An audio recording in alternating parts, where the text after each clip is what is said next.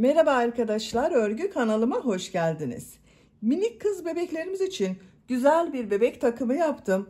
Bakın bu şekilde hem kolay hem de güzel tığ işi yelek yaptım bakın.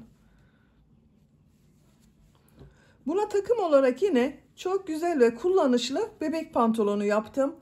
Bakın burasını bir düz bir ters örgüler yaparak spor bir görüntü elde ettim.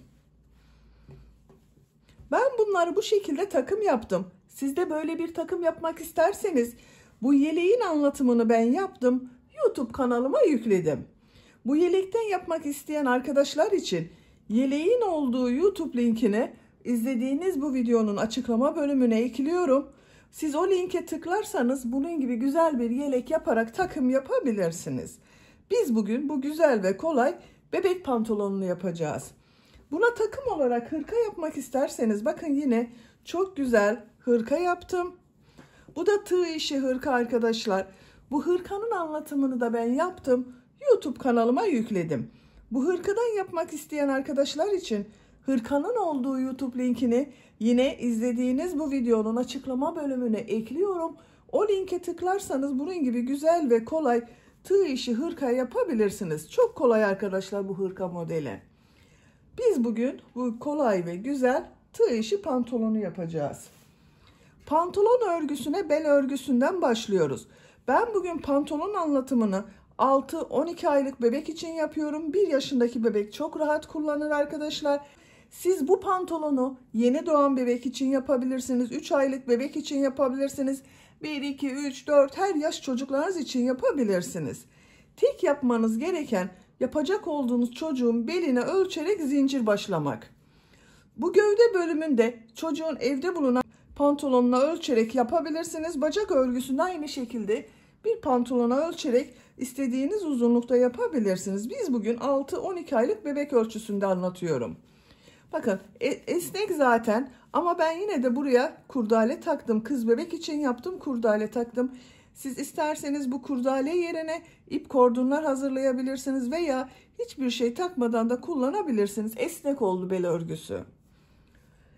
Bu pantolon örgüsünde iplik olarak ben bugün bu ipliği kullandım. Kullandığım iplik üzerinde 100 gram iplikte 330 metre var. 1,5 adet iplik kullandım. Siz daha küçük yapacaksanız bir iplik yeterli olur. Daha büyük yapacaksanız 2 ipliğe ihtiyacınız var. Tığ olarak yumuşak olsun diye ben bugün bu tığı kullandım. 6 numara 3,5 milimetre tığ kullandım. Siz elinizin sıklığına göre daha büyük numaralı tığ kullanabilirsiniz. 4 milimetre tığları tercih edebilirsiniz.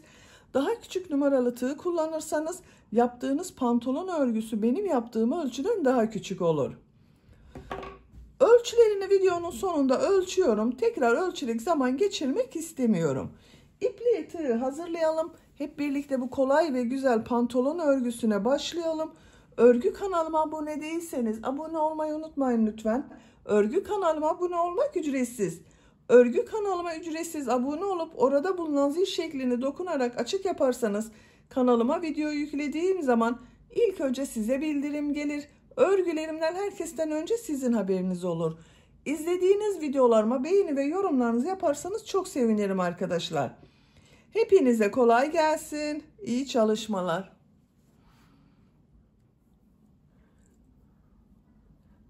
Örgüye zincir yaparak başlıyorum. İlk ilmeği ben bu şekilde yapıyorum. Zincirleri yapmaya başlıyorum. İlk önce bel örgüsünü yapacağız arkadaşlar. Çok sıkı yapmıyorum bakın zincirleri. 104 zincir yapalım. 104 zincir yaptım. Çok sıkı zincirler yapmadım. 104 zincirin kaç santimetre olduğunu ölçüyorum.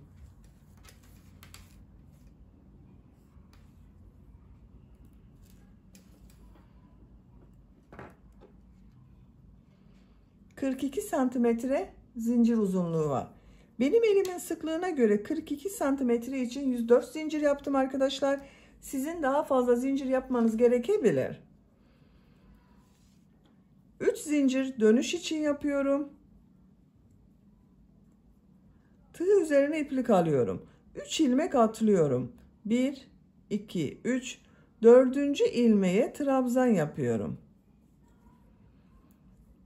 Diğer ilmekler üzerine de trabzan yaparak devam ediyorum. Trabzan sırası yapıyoruz.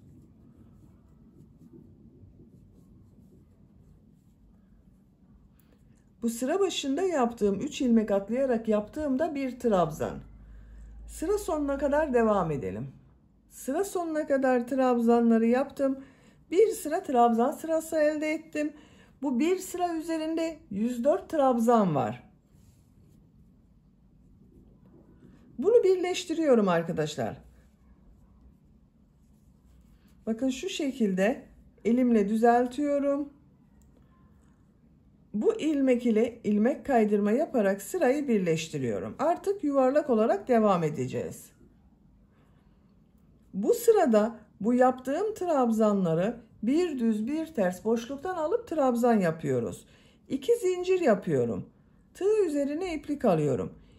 İlk trabzan boşluktan alıyorum. Trabzan yapıyorum. Tekrar tığ üzerine iplik alıyorum.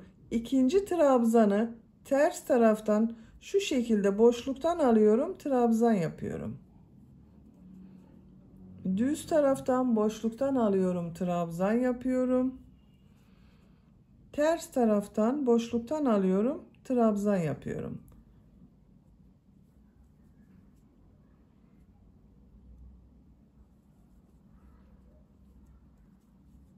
Bakın bu şekilde yapmıyoruz trabzanları. Boşluktan alarak yapıyoruz.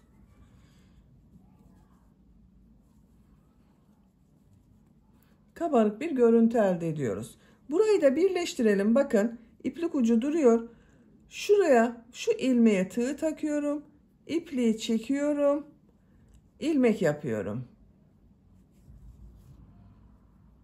Bakın birleşti. Sıra sonuna kadar devam edelim. Trabzanları bir düz bir ters boşluktan aldım. Trabzan yaptım. Sıra sonuna kadar tamamladım. Son trabzanı da düz taraftan boşluktan aldım. Trabzan yaptım. Bu 2 zincir yaptım sıra başında. Bununla ilmek kaydırma yaparak birleştiriyorum. Sıra başında yaptığım bu 2 zincir ters tarafta görünen trabzan oldu. Bakın görüntüsü böyle oldu arkadaşlar. Kabarık görüntüler elde ettik. Esnek bir görüntüsü var bakın. 3. sıradayım.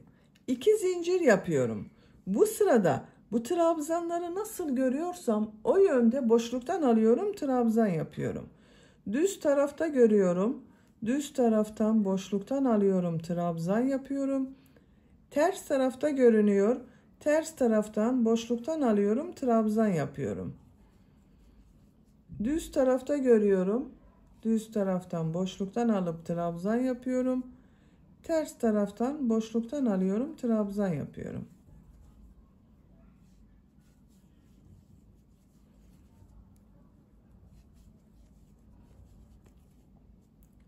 Sıra sonuna kadar devam edelim. İlmek kaydırma yapalım, birleştirelim. Yine nasıl görüyorsak o yönde boşluktan alıp trabzan yapalım. Bu bel örgüsünü tercihinize göre 4, 5, 6 sıra istediğiniz kadar bu şekilde tekrarlayarak tamamlayalım. Bel örgüsünü 5 sıra olarak tamamladım. 1, 2, 3, 4, 5. Genişliğini ölçüyorum.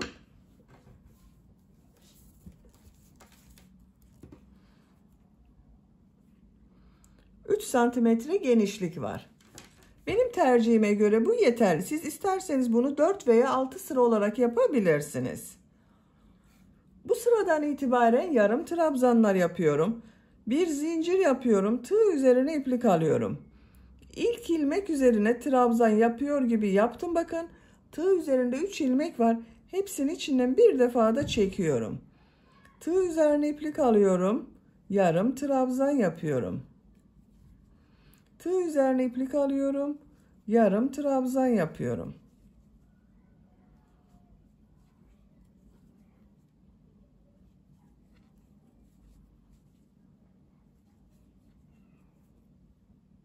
Sıra sonuna kadar devam edelim.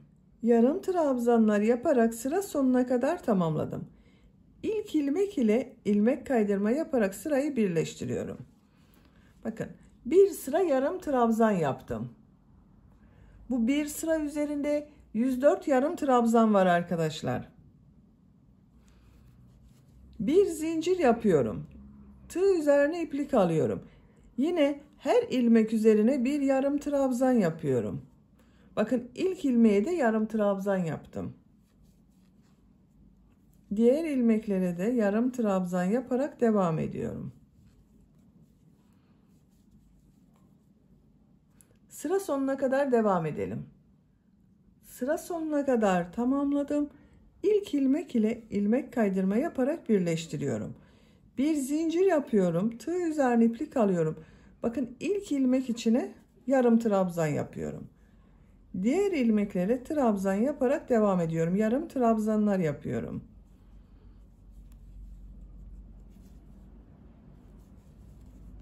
Bakın görüntüsü böyle oluyor. Örgü bu şekilde devam edecek arkadaşlar. Yarım trabzanları tekrarlayarak örgüye devam edelim.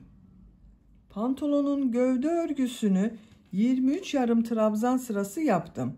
Sayıyorum. 1, 2, 3, 4, 5, 6, 7, 8, 9, 10, 11, 12, 13, 14, 15, 16, 17, 18, 19, 20, 21, 22, 23.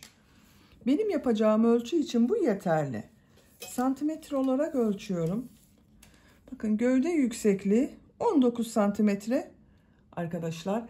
Siz yapacak olduğunuz çocuğun büyüklüğüne göre bunu daha kısa veya daha uzun yapabilirsiniz. İstediğiniz kadar bu sırayı tekrarlayabilirsiniz. Ben bugün 6-12 aylık bir bebek için yapıyorum. Bu ölçüde oldu.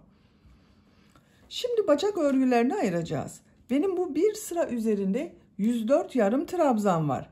Bunun yarısını bir bacak, yarısını bir bacak için yapıyorum. Bakın ben işaret yaptım. 2 ilmeğe işaret yaptım. Geriye 102 ilmek kaldı. 102'nin yarısı 51 yapıyor arkadaşlar. Bakın bu işaret yaptığım ilmekten sonra 51 ilmek saydım. Buraya işaret yaptım. Burası bir bacak örgüsü olacak. Diğer taraf bir bacak örgüsü olacak. Bu işaret yaptığım bakın ilk başa bir işaret yaptım. Bir de bu 52.'ye işaret yaptım. Arada 51 ilmek kaldı. Şu şekilde birleştireceğiz. Bacak örgüsünü ayıracağız. Sizin kaç yarım trabzan varsa onu ikiye bölün. 2 ilmeği çıkartın. Geriye kalanları bacak örgüsü olarak ayırabilirsiniz. En son bakın yarım trabzan yaptım. Bu işaret yaptıklarımı bu sırada birleştiriyorum. Şu şekilde bakın ilmeğe tığ taktım. İlk sıra başında olan ilmek arkadaşlar. Karşıdan bacak örgüsü için işaret yaptığım ilmek. İkisini içinden alıyorum. İlmek kaydırma yaparak birleştiriyorum. Bu bir bacak örgüsünde benim 51 yarım trabzan var. Burada da 51 yarım trabzan var. İşaretleri çıkarıyorum artık.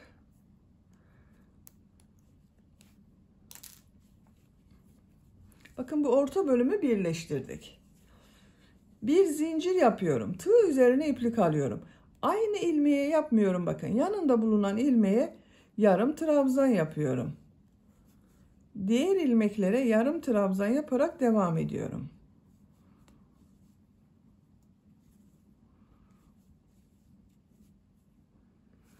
Buraya kadar devam edelim. Sıra sonuna kadar tamamladım. Son ilmeğe bakın yarım trabzan yapmıyorum. İlk yaptığım bu ilmek ile ilmek kaydırma yaparak sırayı birleştiriyorum. Sıra başında da bakın aynı ilmeğe yarım trabzan yapmadım. Sıra sonunda da yapmadım. Burada bir eksiltme yaptım. Bir zincir yapıyorum. Tığ üzerine iplik alıyorum. Bakın ilk ilmek üzerine yarım trabzan yapıyorum. Diğer ilmeklere yarım trabzan yaparak devam ediyorum.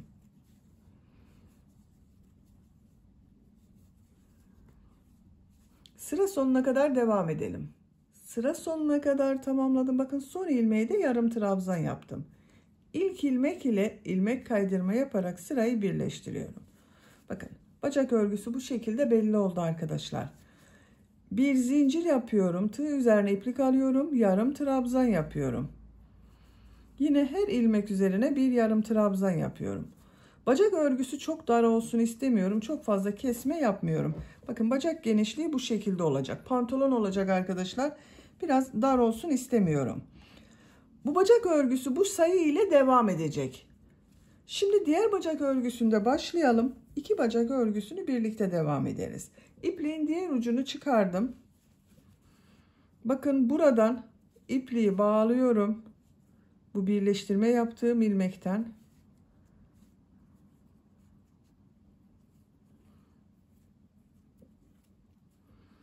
Buradan ilmek yapıyorum bir. Tığ üzerine iplik alıyorum. Bu ilk ilmeğe yapmıyorum. İkinci ilmeğe yarım trabzan yapıyorum. İplik ucunu da içinde tutuyorum. Diğer ilmeklere yarım trabzan yaparak devam ediyorum.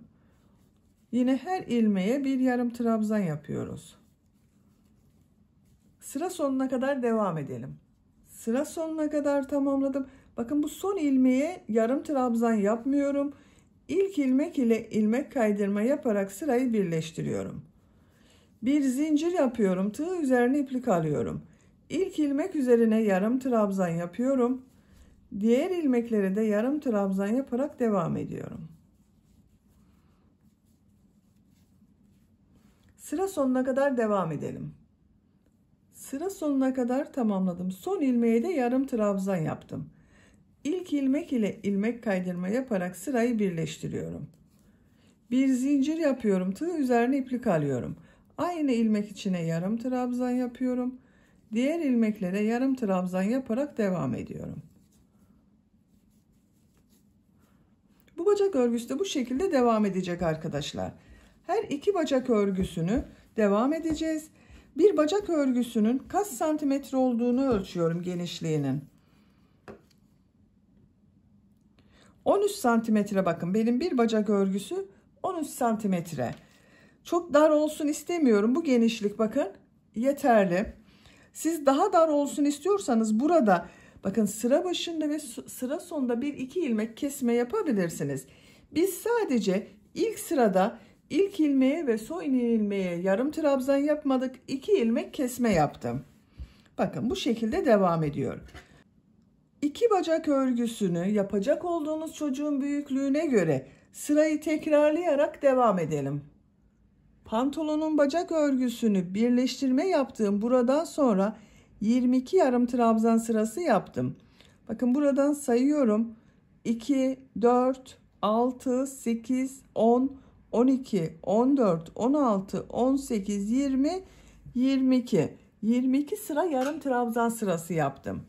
Diğer bacak örgüsünü de ben yaptım. Bakın bu şekilde bir düz bir ters örgülerle bitirdim. Burada yaptığımız gibi bir düz bir ters örgüler yaptık.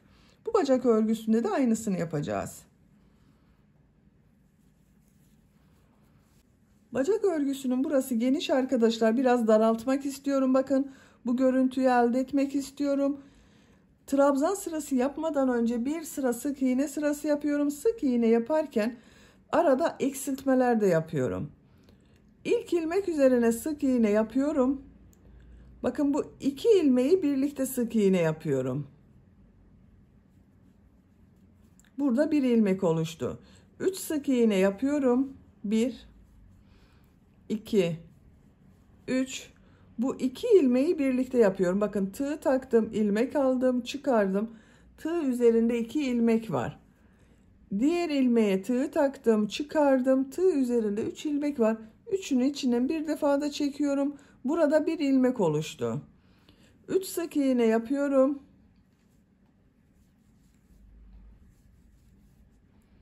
İki ilmeği birlikte yaparak kesme yapıyorum.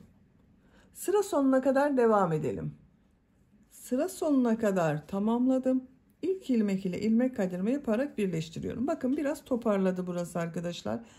Ben bu kadar kesme yaptım. Siz isterseniz hiç kesme yapmadan trabzan sırası başlayabilirsiniz.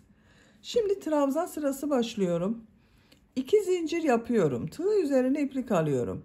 İlk ilmek üzerine trabzan yapıyorum. Diğer ilmeklere trabzan yaparak devam ediyorum. Her ilmek üzerine bir trabzan yapıyorum.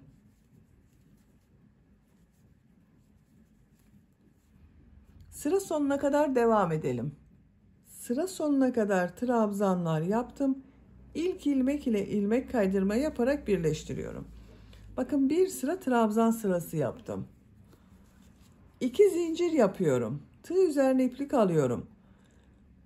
İlk trabzanı düz taraftan boşluktan alıyorum, trabzan yapıyorum. Bu sırada trabzanı bir düz bir ters boşluktan alıp trabzan yapacağız. İkinci trabzanı ters taraftan boşluktan alıyorum, trabzan yapıyorum.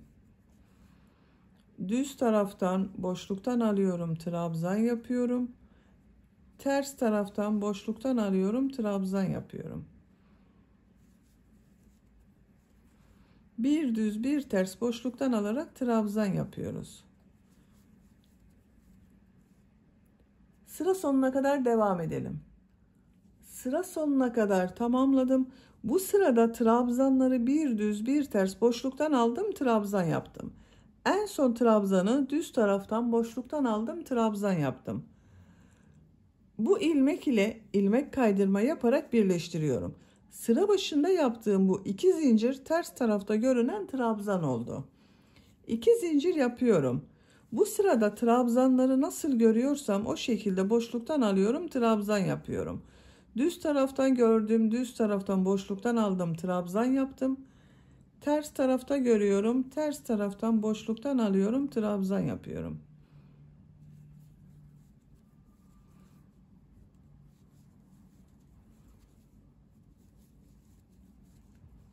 Nasıl görüyorsan o şekilde boşluktan alıp trabzan yapalım. Sıra sonuna kadar tamamlayalım. Sıra sonuna kadar tamamladım. Son trabzanı yine düz taraftan boşluktan aldım, trabzan yaptım. 2 zincirli ilmek ile ilmek kaydırma yaparak birleştiriyorum. 2 zincir yapıyorum. Tekrar trabzanları nasıl görüyorsam o şekilde boşluktan alıyorum, trabzan yapıyorum.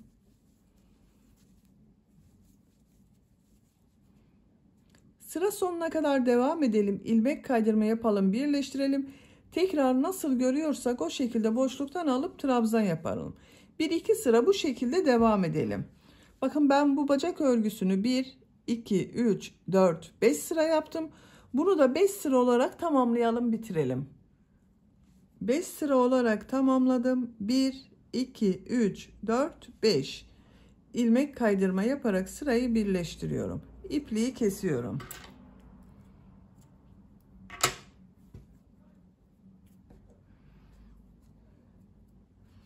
Bakın bu şekilde oldu arkadaşlar. Çok güzel oldu. Diğer bacak örgüsünü de aynı bunun gibi yapabilirsiniz. Ben hazırlamıştım bakın. Bakın pantolon çok güzel oldu. Bitmiş olarak size ölçülerini söylüyorum. Yüksekliğini ölçüyorum. Tam yükseklik 41 santimetre. Genişliğini ölçüyorum. Bel örgüsünün buradan genişlik 26 santimetre. Bacak genişliğini ölçüyorum. 13 santimetre. Bacak yüksekliğini ölçüyorum.